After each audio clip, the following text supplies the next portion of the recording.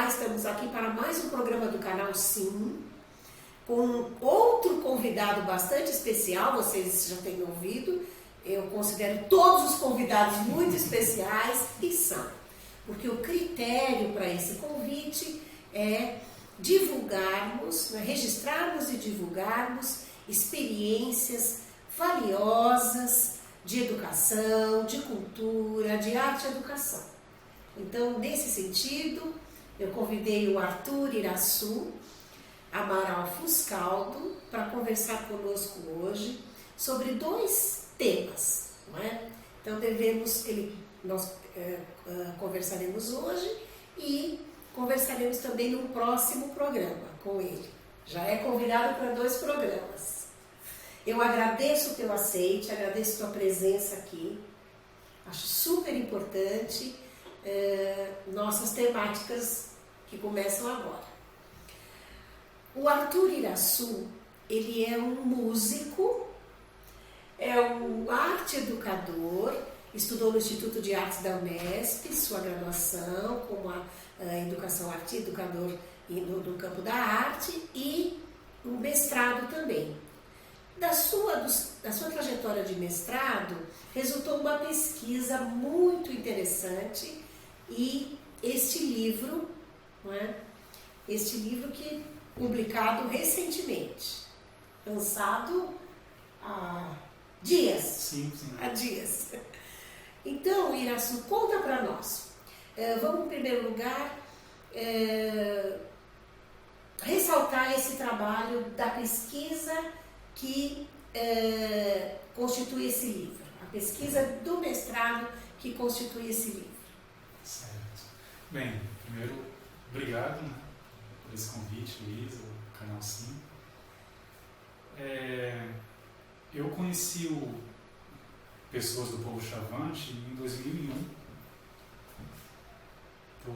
num trabalho que eu acompanhei alguns grupos de aldeias indígenas que vieram de São Paulo, Rio de Janeiro, e desde essa data ficou uma relação muito forte, principalmente com as pessoas do povo chavante que eu conheci na época, sempre uma vontade de conhecer a aldeia, de ir até lá, né? Que ainda durante a graduação eu tive uma oportunidade de ir até lá, em 2006, foi uma primeira pesquisa de iniciação científica, que na época a ideia era observar alguns rituais, né, que estavam acontecendo ali naquele ano, com um olhar de observar ali o que tem de educação para a vida, dá para dizer assim, para o potencial educativo daquelas vivências, né, para aqueles meninos, meninas, e para a comunidade como um todo que se envolvia naquela fase.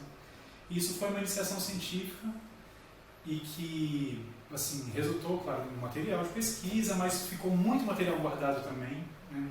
Foi muito intenso os dias que eu passei lá, porque estava acontecendo um ciclo de rituais que acontece só de 5 em 5 anos. Foi uma sorte, então? Sim, que eu nem sabia quando eu fui, né, para lá. E aí, então, eu resolvi dar continuidade, né, a essa pesquisa depois do mestrado, mas com um novo foco, que foram coisas que eu conheci com eles na época, ligada a um aprendizado que tem a ver com a experiência de sonhar, experiência onírica e a experiência musical. Enfim, que uma não existe sem a outra ali. E conta um pouquinho, antes de você seguir na pesquisa, desse contexto, do lugar, onde é... Certo. Essa comunidade que eu conheci, essas pessoas, na época, eles eram de uma aldeia que tinha o nome de Pimentel Barbosa e Etenitipá. Que Etenitipá era o nome mais antigo, Pimentel Barbosa um nome que veio depois, a partir dos contatos. Né? E foi uma aldeia que se dividiu em 2. Né? Uma das partes ficou com o nome Pimentel Barbosa e depois a outra Etenitipá. Então, a pesquisa depois, no mestrado, foi feita nessa segunda aldeia, que é Etenitipá. E ambas ficam ali na reserva Rio das Mortes, que é no Mato Grosso. Norte do Mato Grosso. Mato Grosso e norte dele ou não? Não. Na verdade, é sul do Mato Grosso, reserva Rio das Mortes. Tá.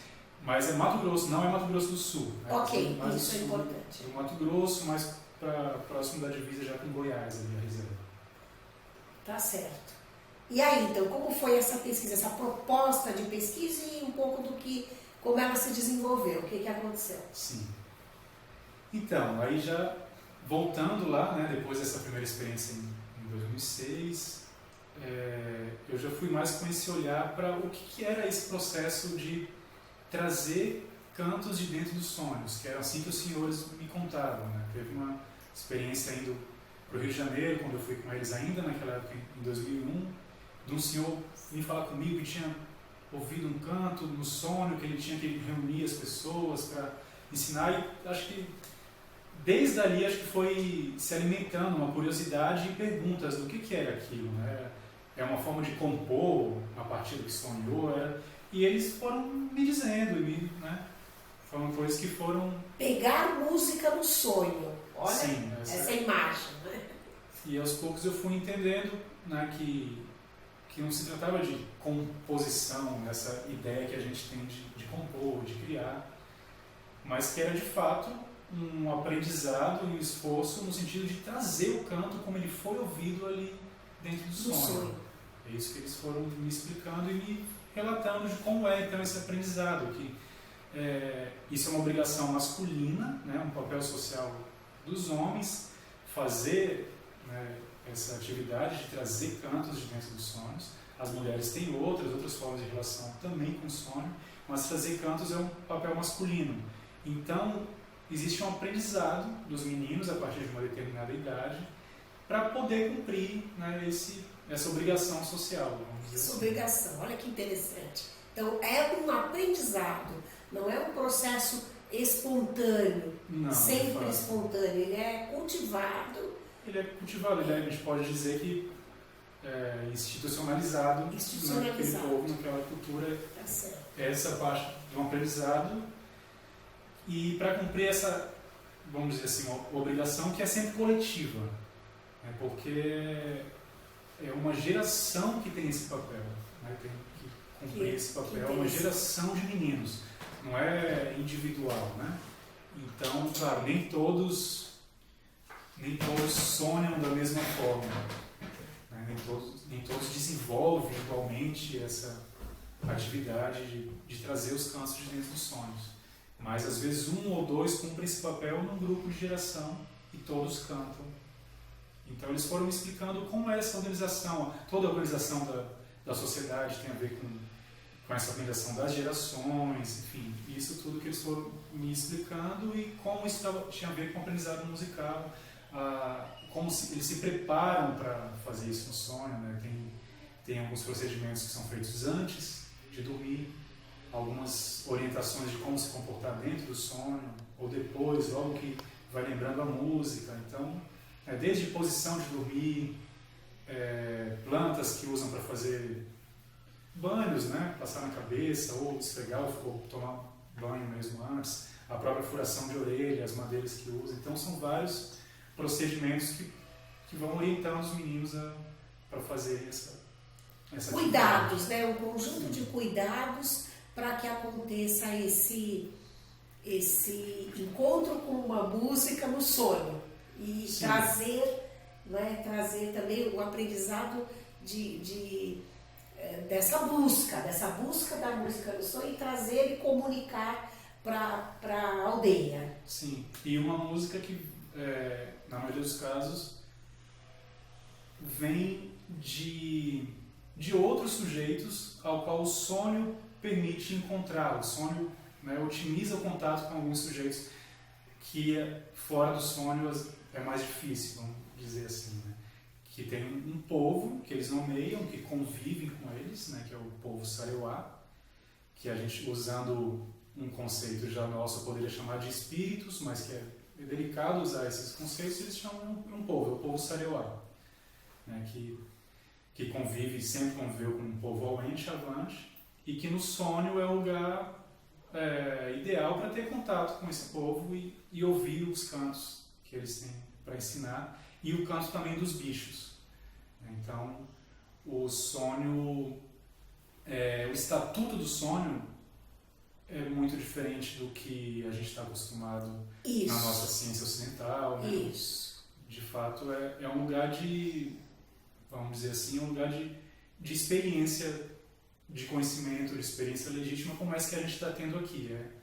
Né? Um lugar de ter experiências, mas, claro, experiências específicas que só o sonho possibilita, mas que tem um estatuto de experiência tal qual é esse encontro.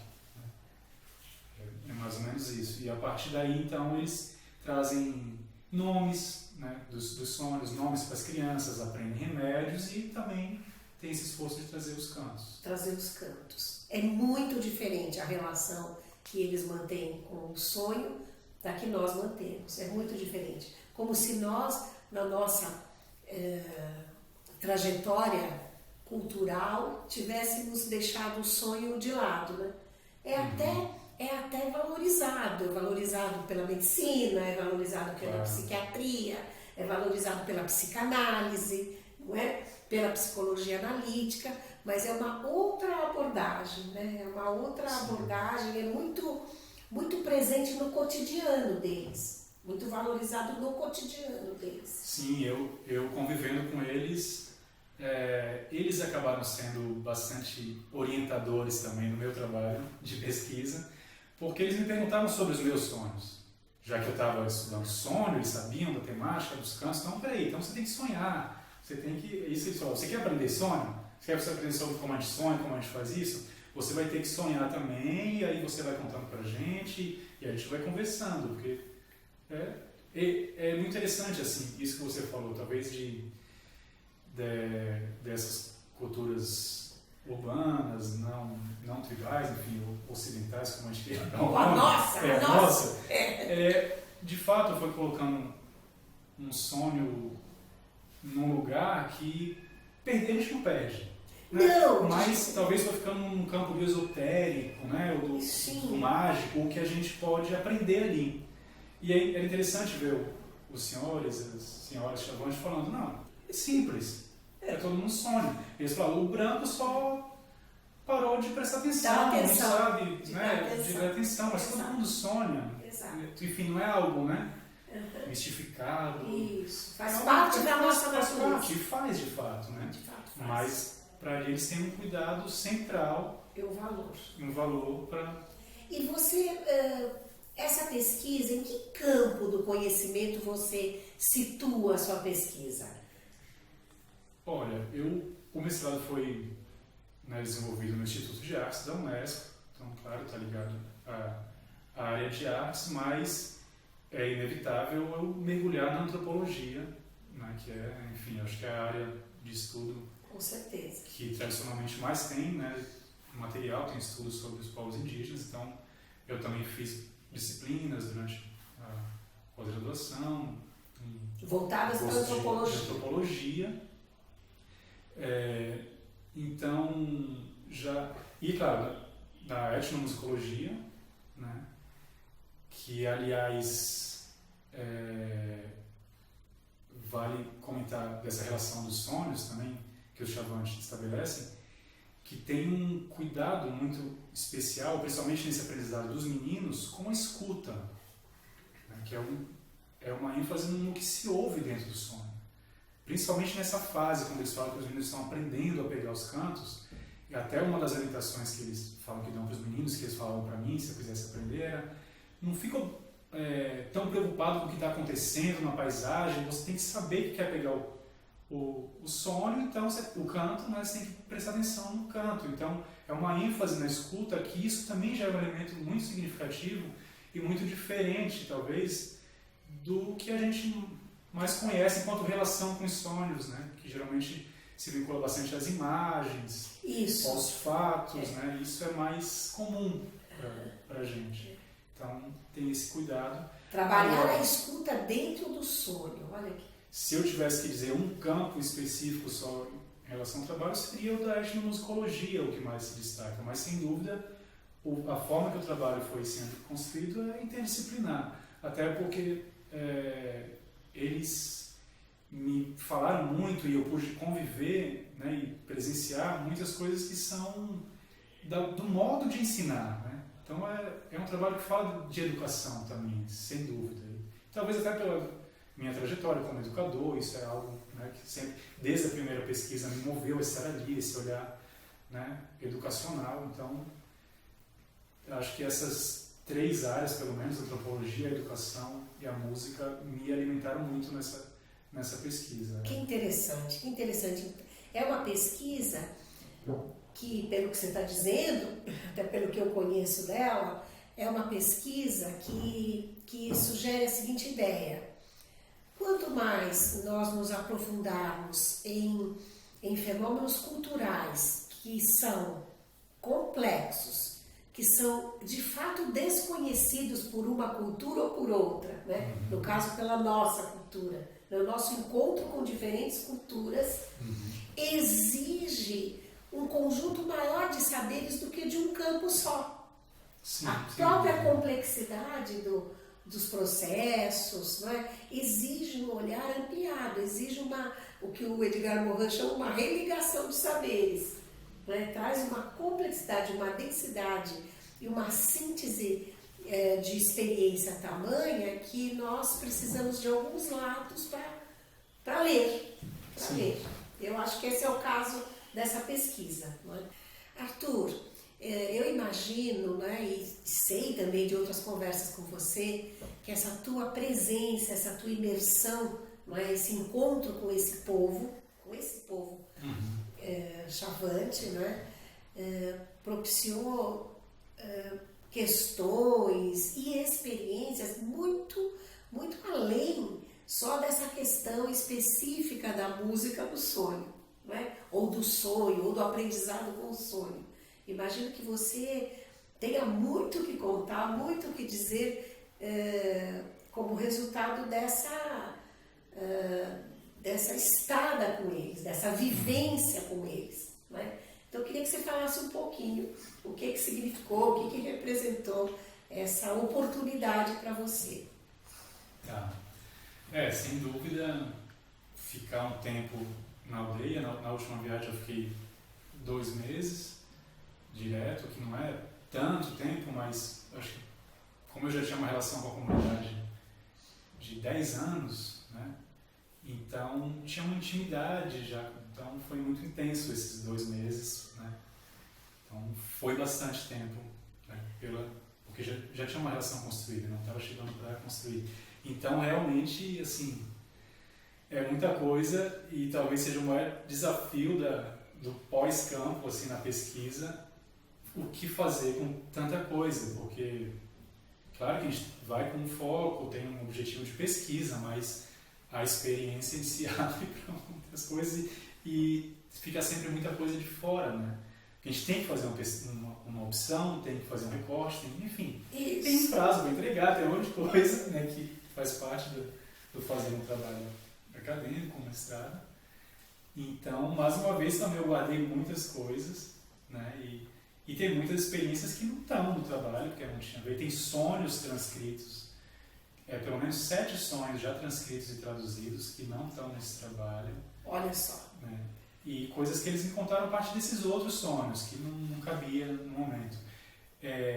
Tem uma parte, aliás, uma coisa que eu acho muito interessante, que é sobre os choros, né, os choros rituais que eles fazem, que também acabou não entrando no trabalho, sobre os instrumentos musicais, coisas que eles me falaram, coisas que eu fui optando por guardar. Mas tem uma outra coisa que acho que vale a pena comentar também, que é assim, situações que a gente se sente sem chão e perplexo, né, em conflito com as nossas ideias sobre os indígenas, com os purismos que ainda restam, e que a gente vê isso tudo caindo por terra. Estar ali é muito forte para esse tipo de coisa. Né? Enfim, tem algumas histórias que eu poderia contar disso. Ué, você foi para o mato com eles? Você entrou na mata com eles? Essas experiências foram muito interessantes, de ir em algumas caçadas, né? E isso eu até relato algumas coisas no livro, porque tem a ver com essa relação com o povo Sareuá, com os animais. Talvez o segundo espaço e lugar mais propício para ter esse contato né, com o povo Saraiuá ou com os animais, é a mata. A mata. É o estar dentro da mata, é perceber, conhecer. Então eles também têm muitos relatos de caçadas, alguns estão no livro, outros também estão, de encontros ou com um animal que não era um animal, na verdade, era um saraiuá transformado. Então, o saraiuá, vamos é falar aquele de novo. povo, né? É o povo que convive com os Auém, com o Chavante, desde sempre, que eles têm esse poder da transformação. Né? Como eles explicam, eles podem se transformar, podem vestir assumir roupa de formas de animais, exatamente. Então, eles têm relatos sobre isso também. E aí, então, depois de um dia de caçada, às vezes eles contavam coisas assim, eles ficavam até mais, né, eles gostam muito de contar as histórias de caçada, então, e estar ali junto foi muito interessante. Ver, né, os bichos mortos depois, a relação com os bichos, isso é muito forte, talvez até porque a gente está muito distante disso, né, o matar o animal, ou cortar, tirar o couro, queimar o pelo, né, tirar o sangue, depois colocar a carne para defumar, enfim, todo esse processo, essa relação com vivenciar a morte do bicho para depois comer, a gente está muito distanciado disso, né? Sim. A gente aqui no contexto urbano. Sim, sim. Então isso foi muito forte, foi muito impactante. São essas coisas que não estão, às vezes, no registro de pesquisa. Imagina. E ver, por exemplo, as crianças junto nisso, quando chegam os animais mortos e vai abrir. Teve um dia que tinha um porco do mato, estava grávida, tinha um fetozinho, virou um brinquedinho das crianças. Então, enfim, é um contato que eles têm com, que a gente pode chamar de... Muito próximo. Muito próximo com o que a gente imagina de estudo, de biologia, de como tem nas nossas escolas, né? No dia a dia. No dia a dia, né? No dia a dia. Não é escolarizado, né? Está dado no cotidiano. E dentro da mata, junto, assim, a resistência que eles têm é impressionante, né? Eu fiquei acabado no dia inteiro de caçada, eles me estavam super bem. O preparo não físico. Levam nada, e sabe, não leva água, não leva nada, porque sabe onde tem uma água, já toma ali, já, né? O conhecer aquele espaço, né? E a leitura que eles fazem dos sons ali dentro, né? Isso é muito revelador. Isso eu comentei alguma coisa também. Porque essa escuta, como eu falei, né? Que tem essa ênfase na escuta, no sono, quando está ali dentro, na mata também tem um cuidado com a escuta, até porque eles sabem que alguns animais estão dando sinais para outros animais. Às vezes tem um pássaro que dá um sinal que é avisando outros que os caçadores estão ali. Já tem outros que são considerados aliados dos caçadores. Então tem uma... Né, eles sabem distinguir essa diferença. Sim, essa relação com os sons que estão ali dentro, né? É muito interessante. Então até tinha um gavião que é... Até o jeito... As palavras nossas que eles usam para traduzir já diz muito, né? Que eu diria o canto daquele gavião, né? Eles falam um grito. Um grito. O grito daquele gavião, ele está avisando os outros bichos. Então, né, a própria palavra que eles escolhem para traduzir, claro, eles diz muito do que é aquela experiência sonora, do como aquele som está ali. Que experiência, então, que importante. E o silêncio, né? Isso, para estar na mata, ele está em silêncio todos juntos, até para estar atento nesses sons e para fazer o mínimo de sons para não assustar os bandos que estavam caçando. Então, claro, isso até sim, cuidado, né? Mas existe sempre um cuidado para o que é em cada espaço é diferente nessa relação com o silêncio. E aí, que tem a ver com isso também, com silêncio,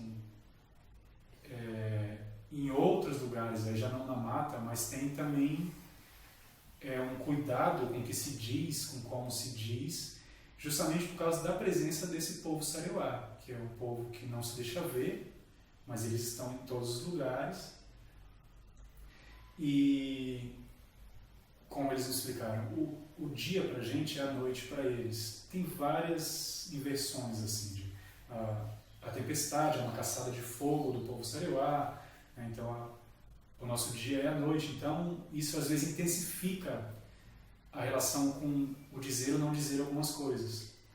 Porque se a noite deles Então, os vigias deles estão acordados. Mas na nossa noite, que é o dia deles, está praticamente toda a comunidade estaria lá acordada. Então, é mais perigoso na nossa noite falar de algumas coisas que eles podem não gostar, enfim.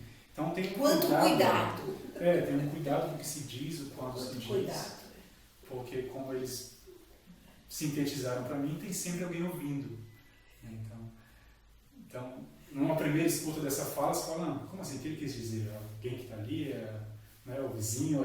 Não, tem toda essa relação, né, com o conhecimento cosmológico, com a cosmologia deles. Então, Arthur, eu te agradeço demais. Eu imagino que a gente pudesse fazer vários programas só sobre esse assunto, sobre esse encontro, né, com esse povo. Mas, por enquanto, eu quero indicar, o livro é esse, o livro se chama Roaparignori, Sonhar e Pegar Cantos no Xamanismo Auê-Chavante. Sonhar e Pegar Cantos no Xamanismo Auê-Chavante, editado pela editora Porto de Ideias, né, a quem agradecemos Sim. muito o trabalho, financiado também pela FAPESP, né, a Fundação de Amparo à Pesquisa do Estado de São Paulo, que agradecemos, e recomendamos. Na página do canal Sim, teremos todas as indicações para quem quiser ter acesso a essa importante pesquisa, essa importante narrativa, né, sobre o encontro aí com essa cultura. Nos despedimos por hoje e reafirmando o convite para o próximo programa, quando o Arthur vai contar para nós outro resultado, outro produto desse encontro aqui, que é um curso de pós-graduação, de especialização, lato sensu, sobre culturas afro-brasileiras e indígenas. Muito obrigada!